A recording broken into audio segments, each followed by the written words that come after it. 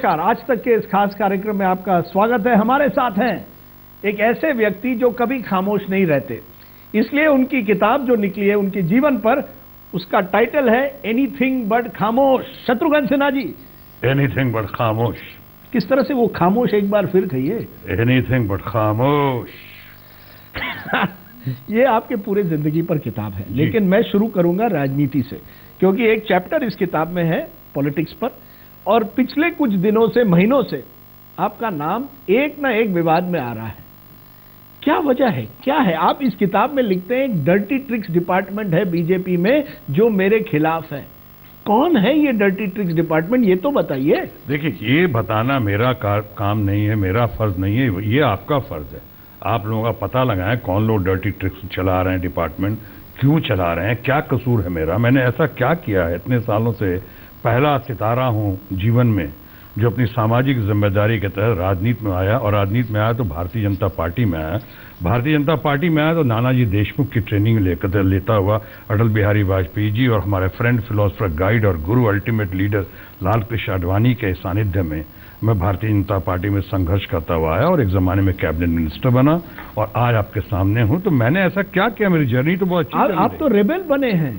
आप बिहार चुनाव होते हैं, उसके पहले आप कहते हैं कि नीतीश कुमार जो है वो बेस्ट चीफ मिनिस्टर है। आप बार बार कहीं ना कहीं कुछ ऐसा मुद्दा, अरविंद केजरीवाल की प्रशंसा करते हैं, नीतीश कुमार की प्रशंसा करते हैं, पार्टी का कैंपेन होता है उसमें आप शामिल नहीं रहते हैं या आपको शामिल नहीं किया जाता है। इसका मतलब है कुछ ना कुछ तो है विवाद। अगर शामिल नहीं किया जाता, जो आपने सत्य कहा कि पार्टी का कोई कैंपेन होता है, पार्टी का कोई आंदोलन होता है, कोई कार्यक्रम होता है, अगर मुझे जानबूझकर खास वजह से नहीं बुलाया जाता है, चाहे बिहार में चाहे यहाँ पे, कोई भी रैली प्रधानमंत्री की होती है बिहार में, उसमें बिहार में बिहारी बाबू को ही नहीं बुलाया जाता किसी भी रैली में, और उसके बाद मुझसे अपेक्षा करते हैं कि मैं उनके मापदंड पे खरा उतरूं, तो ऐसा कैसे होगा? अगर आप हमारी नजरों में, हमारी अपेक्षा पे आप नहीं खरा उतर रहे हैं, तो आप में से कुछ लोग क्यों चाहते हैं कि मैं आपकी अपेक्षाओं पर खरा उतरूं? मैं तो अरविंद केजरीवाल की कल भी तारीफ करता था, आज भी तारीफ करता हूं, और नीतीश कुमार जी की कल भी करता था, परसों भी करता था, और आज भी तारीफ करता हूं। किसी की तारीफ करना या शिकायत करना एंटी पार्टी एक्टिविटी नहीं है। लेकिन इसके साथ साथ आप किताब में एक साफ कहते हैं कि सुशील मोदी जो है वो एक तरह से आपके खिलाफ थे। वो नहीं चाहते थे कि आप पटना से चुनाव लड़े, वो ये भी नहीं चाहते थे कि आपको मुख्यमंत्री के तौर से प्रोजेक्ट किया जाए। क्या ये सही है कि आपको सुशील मोदी ने कहीं ना कहीं किनारे करने की कोशिश की? आप किताब में लिखते हैं, कहते हैं। उन्होंने बहुत मान सम्मान भी दिया, किसी वक्त में बहुत प्यार भी दिया, लेकिन हाँ, उन्होंने गतिरोध, बाधाएं पहुंचाने में कोई कसर नहीं छोड़ी। उन्होंने अपने कुछ लोगों के साथ मिलकर पहली बार चुनाव लड़ा, तब भी वो नहीं चाहते थे मैं चुनाव में पटना से लड़ूं, और इस बार तो एकदम आके यहाँ जड़वत यहाँ खड़े ही हो गए स्तंभ बनकर कि किसी तरह पटना में सीट ना मिले, और पटना में सीट मिला, और उनकी अपेक्षाओं पे खरा नहीं, बल्कि इतना कि रिकॉर्ड मार्जिन से जीत गया। नहीं, पर आप एक सुशील मोदी तो आपके खिलाफ नहीं हो सकते। और कौन है आपके खिलाफ? रविशंकर प्रसाद? नहीं। और कौन है? राजीव प्रताप रूडी? कौन है आपके खिलाफ? कुछ एक लगता है कि आपको एक साजिश में फंसाया गया है, क्योंकि इस किताब में लगता है आप बड़े दुखी हैं राजनीति से। नहीं, दुखी तो नहीं हूं बिल्कुल। देखिए, when going gets tough the tough get going. जब आप मुसीबतों को वही पार कर सकता है जिसके अंदर मुसीबतों को झेलने की शक्ति होती है। जहां तक रविशंकर प्रसाद का सवाल है, उनको मैं बहुत पारिवारिक तौर पर देखता हूं, इसलिए मैं रविशंकर प्रसाद के ऊपर कभी कोई टीका टिप्पणी नहीं करता हूं। बाकी जिन छोटे मोटे दूसरे नेताओं का नाम लिया आपने, उनको वो तो खैर उस वक्त उस ताकत, छोटे मोटे नेता कहकर आपने बहुत बड़ी बात कह दी। लेकिन इसके साथ साथ आप इस किताब में ये भी कहते हैं कि लाल कृष्ण आडवाणी आपके लिए नंबर 1 नेता है। अब ये भी कहते हैं कि कहीं ना कहीं आप चाहते थे कि वो प्रधानमंत्री बने।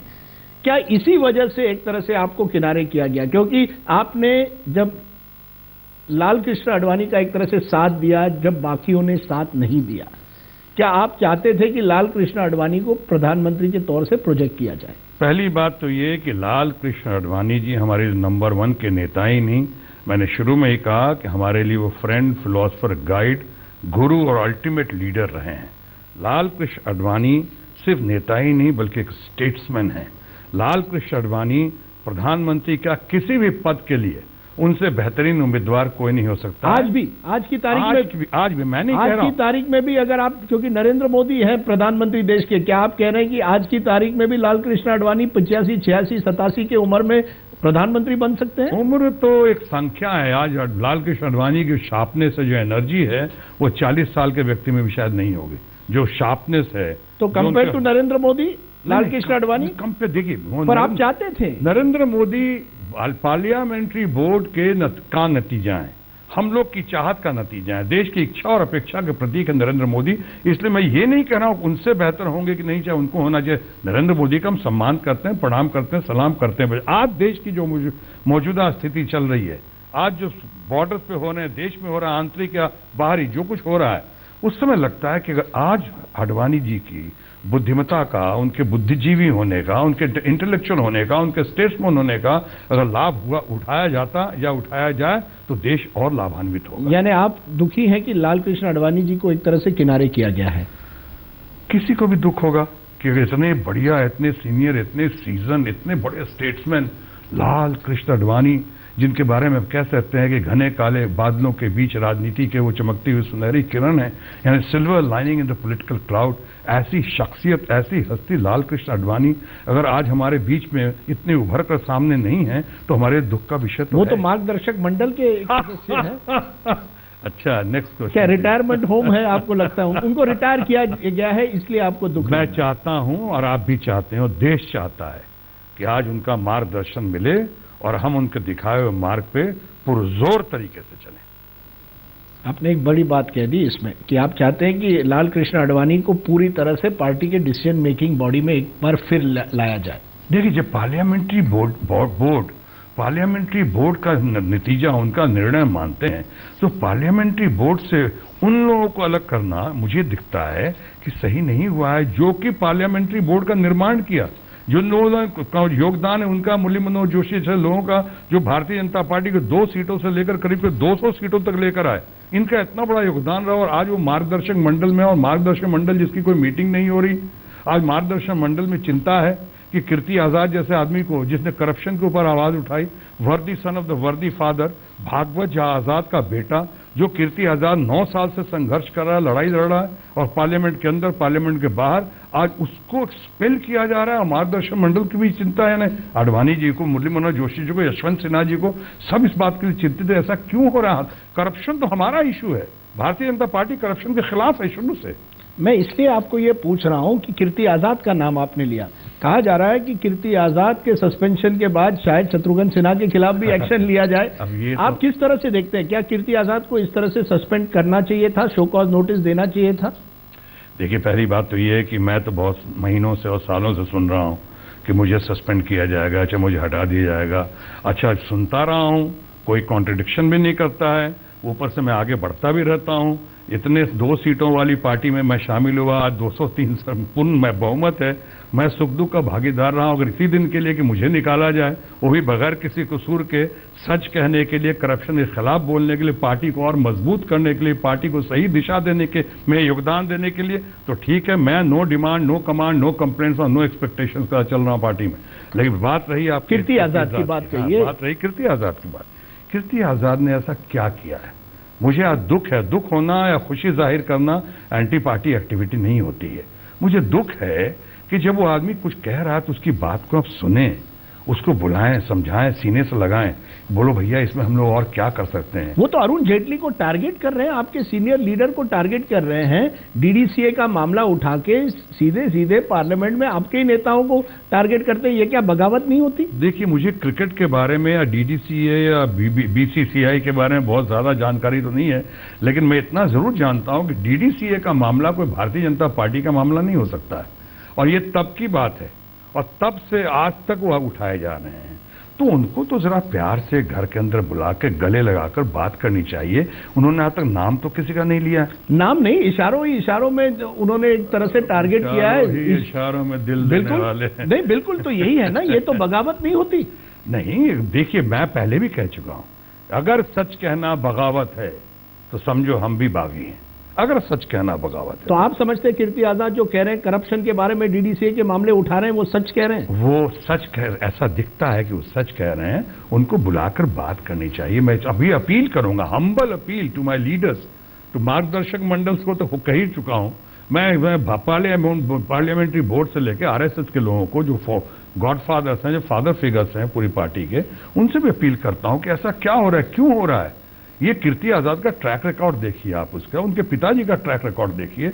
उस आदमी को आप बुलाकर समझाएं कि हम लोग इस मामले में कैसे जुड़ सकते हैं, इस मामले को और आगे कैसे बढ़ा सकते हैं।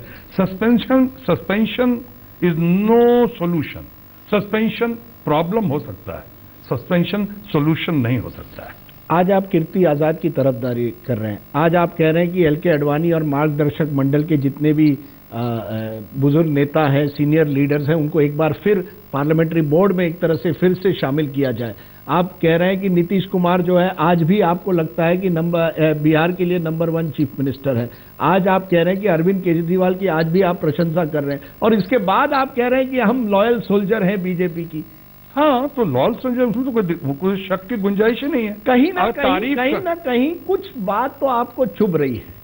क्या है कि आपको मंत्री नहीं बनाया गया? ओहो, एक घिसे पिटे लाइन जो किसी ने फैलाया हुआ है कि मंत्री जिनको खुद ही 3-3 4-4 मंत्रिमंडल मिल गया, वो दूसरे के बारे में कह रहे हैं मंत्री नहीं बनाया गया। पहली बात तो मंत्री क्यों नहीं बनाया गया? मंत्री अगर, क्या मेरा ट्रैक रिकॉर्ड खराब था? क्या मेरा परफॉर्मेंस खराब था हेल्थ मिनिस्टर में? क्या शिपिंग मिनिस्टर के तौर पे परफॉर्मेंस खराब था? आपके जो विरोधी कहते हैं कि हाँ खराब था, कि शत्रुघ्न सिन्हा जी ऑफिस ही नहीं आते थे। आपके सवाल में ही आपका जवाब है। आपने कहा मेरे विरोधी कहते हैं। मेरे विरोधी, मेरे हितैषी से भी तो पूछिए, शबाना आजमी से पूछिए वो क्या कहती हैं।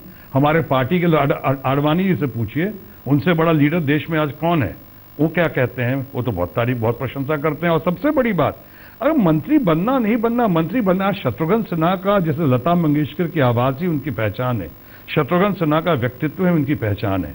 आज अगर मुझे मंत्रिमंडल मिल भी जाता, मंत्री पद, तो कोई सुरखाब के पर तो नहीं लगेंगे। हाँ, एक जिम्मेदारी का एहसास होगा जिसमें बखूबी निभाऊंगा अगर मिलता है तो। लेकिन मुझे अफसोस नहीं है, मेरे समर्थकों को, मेरे प्रशंसकों को जरूर अफसोस है कि क्या कसूर था शत्रुघ्न सिन्हा को नहीं बनाया गया, और किसी ने नहीं बनाया गया, और कुछ लोगों को 3-3 और 4-4 मंत्रिमंडल दे दिया गया। ये कैसी घेरेबाजी है। आपको एक चीज बता दूं मैं जी, ये सब कुछ लोगों के चलाए हुए लाइन्स हैं। अरे मंत्री नहीं बनाया गया इसलिए ऐसा बोल रहे हैं। भैया ऐसी कोई बात नहीं है। कुछ तो दुख है। दुख ये पहले बता दूं आपको। आपने कहा कि केजरीवाल का तारीफ करता हूं कि आज ऑड इवन का चक्कर चला पोल्यूशन कम करने के लिए। केजरीवाल को अगर तारीफ नहीं करूं तो क्या करूं, बहुत बढ़िया काम कर रहे हूं। और उसी तरह से आपको लगता है अच्छी स्कीम है जो उन्होंने, बहुत बढ़िया स्कीम है। चीफ जस्टिस ऑफ इंडिया ने भी सपोर्ट किया उसको, उस पर चीफ जस्टिस ऑफ इंडिया ने भी अपना ब्लेसिंग दिया है। तो इसका जाहिर है कि बहुत अच्छा स्कीम। आप अपने पार्टी को एम्बेरस कर रहे हैं। नहीं कर रहा। आपकी लोकल बीजेपी केजरीवाल को टारगेट करती है, लोकल बिहार बीजेपी नीतीश कुमार को टारगेट करती है, और आप आकर इन लोगों की प्रशंसा कर रहे हैं। मैं खास खास काम की तारीफ कर रहा हूं, not at the cost of my own leaders. मैं not at the cost of my party. अगर मैं नीतीश कुमार की तारीफ करता, केजरीवाल की तारीफ करता हूं, तो आप याद कीजिए ये हेल्दी स्पिरिट, स्पोर्ट्समैन स्पिरिट का तकाजा है। हमारे प्रधानमंत्री भूतपूर्व और अभूतपूर्व अटल बिहारी वाजपेयी जी ने खुद पार्लियामेंट में इंदिरा गांधी जी को दुर्गा का अवतार का खिताब दिया था। शत्रुघ्न जी, पॉलिटिक्स तो एक बात रही जी, इसके साथ है फिल्म स्टार जो शत्रुघ्न सिन्हा, जो इस किताब में है। इसमें यह कहा जाता है कि आप और अमिताभ बच्चन की नहीं बनती। जिस तरह से एक तरह से आप और बीजेपी की आज नहीं बनती, उस तरह से आप और अमिताभ बच्चन की एक जमाने में नहीं, बिल्कुल नहीं बनती थी। आप ये भी कहते हैं कि अमिताभ बच्चन नहीं चाहते थे आपके साथ फिल्म करना, क्योंकि आप, उनको लगता था कि आप अगर रहेंगे तो आप फिल्म, आपको एक तरह से सीन स्टीलर होंगे, शो स्टीलर बन जाएंगे। देखिए, पहली बार तो हमारी भारतीय जनता पार्टी से बहुत अच्छी बनती है, हमारी बहुत अच्छी बनती है भारतीय जनता पार्टी में। और जहां तक अमिताभ बच्चन का सवाल है, अमिताभ बच्चन और आज हम दोनों, आज अमिताभ और हम बहुत ही अच्छे दोस्त हैं। आज है, उस जमाने में नहीं थे जब आप फिल्म कर रहे थे। तो अब मैच्योरिटी और सीनियरिटी का तकाजा है कि अब उन बातों को उतना नहीं कुरेदे, यहाँ डाल दिए। उस समय जवानी का जोश था, हम लोग संघर्ष के जमाने के साथी, एक दूसरे के कॉन्टेम्परेरी हैं, हम लोग एक दूसरे को बहुत लाइक करते हैं, पसंद करते हैं। अब उस जमाने में साथ संघर्ष करते करते किसी मुकाम पे कभी बहुत बड़ा स्टार मैं बन गया, बाद में उसके बाद मुझसे बड़े स्टार वो बन गए। उस बीच में कहीं कहीं किसी मुकाम पे मुलाकात हुई। जब मुलाकात हुई तो कई बार बहुत प्यार भी रहा, कई बार तकरार भी हुई। तो उस तकरार का, प्यार का जिक्र किया हमने, लेकिन इसका नहीं, इसमें आप ये भी कहते हैं कि रेखा और जीनत अमान, इन दोनों जो हीरोइंस थे उनका भी कुछ रोल था आप दोनों के बीच में दरार बढ़ाने का? क्या रोल था रेखा और जीनत अमान का इसमें? देखो, आज तो ये सब बातें करनी सही नहीं होंगी ना। अब तो मैं खुद शादीशुदा हूँ, जिंदगी में सेटल्ड हूँ, वो लोग सेटल हैं या सेटल नहीं भी हैं तो हो जाएंगे शायद। ऊपर से हमारी बेटी है सोनाक्षी सिन्हा, हमारे बच्चे हैं लव और खुश, तो उन सबको ख्याल रखते हो। अब इन बातों को कुछ ज्यादा कुरेदना, ज्यादा बातें करना ठीक नहीं होगी। हम लोग तो हर दिवाली में हम जब मिलने आते हैं, वो अमिताभ मिलने आते हैं, हम now we are from friends we have become true family friends. क्योंकि इस किताब में ये भी आप साफ कह देते हैं कि आप और रीना रॉय के बीच में जो लव अफेयर था उसके बारे में भी आप जिक्र कर देते हैं। अक्सर ये नहीं हुआ करता है, लेकिन आपने खुलेआम कहा है कि आप दोनों के बीच में लव अफेयर था। देखिए, मैं रीना के लिए बहुत ही रिगार्ड्स है, हाई रिगार्ड्स हैं, बहुत अफेक्शन है रीना के लिए। एक मुकाम था जिंदगी की, एक दौड़ पे, एक मोड़ पे हम लोग मिले थे और बहुत अच्छा रहा। ऐसी बात है, मुझे आज कोई शिकायत नहीं है, सिर्फ तारीफ ही कर सकता हूँ। लेकिन इसकी भी एक हद है, क्योंकि मैंने कहा कि मेरे पास मेरी पत्नी है जो मुझे लगता है कि जीवन में शायद उनसे बढ़िया पत्नी मुझे नहीं मिल सकती थी। एक देवी नुमा पत्नी है, जिसमें आपने पढ़ा होगा किताब में कि अगर अभी मैंने उनसे ब्रेक किया था तो इसलिए ब्रेक किया था कि she was too good for me. हालांकि उन्होंने कहा था कि टू गुड को नहीं छोड़ता, और मैंने शायद 3 साल के लिए वनवास दे दिया था, छोड़ दिया था मैंने। तो अब तो पुरानी बातें होंगी। ये बताइए, एक तरह से ये किताब, लोग किताब तब लिखते हैं जब वो रिटायरमेंट के लिए तैयार होते हैं। खास करके इस तरह की बायोग्राफी जब लिखी जाती है, क्या आप अब रिटायरमेंट के लिए तैयार हैं? पॉलिटिक्स से भी संन्यास लेना चाहते हैं, फिल्मों से भी संन्यास लेना चाहते? अब तो सोनाक्षी सिन्हा का जमाना है, शत्रुघ्न सिन्हा तो का करियर खत्म हुआ है। जिंदगी की असली लड़ाई अभी बाकी है, मेरे इरादों का इम्तहान अभी बाकी है। अभी तो नापी है मुट्ठी भर जमी हमने, आगे और सारा आसमान बाकी है। अभी तो जर्नी कंटिन्यूज, बहुत कुछ होना बाकी है। राजनीति में भी, पॉलिटिक्स में राजनीति में भी, पॉलिटिक्स में भी। आगाज है क्या मालूम नहीं, अंजाम है क्या मालूम नहीं, बस इनसे मोहब्बत है हमको, बस इसके सिवा मालूम नहीं। शत्रुघ्न सिन्हा जी, लगता है अभी भी जोश है कहीं ना? बहुत जान है, बहुत जान है, बहुत जान है। आपने हमसे बात की, आज तक पर आप आए, बहुत बहुत शुक्रिया शत्रुघ्न। बहुत बहुत धन्यवाद। Thank you, God bless, thank you. बड़ी खबर इस वक्त आ रही है। Delhi police commissioner BS Bassi ने एक बड़ा बयान दिया है। अपनी सालाना प्रेस कॉन्फ्रेंस में बस्सी ने कहा है कि अब से कुछ देर पहले अगर कानून में बलात्कार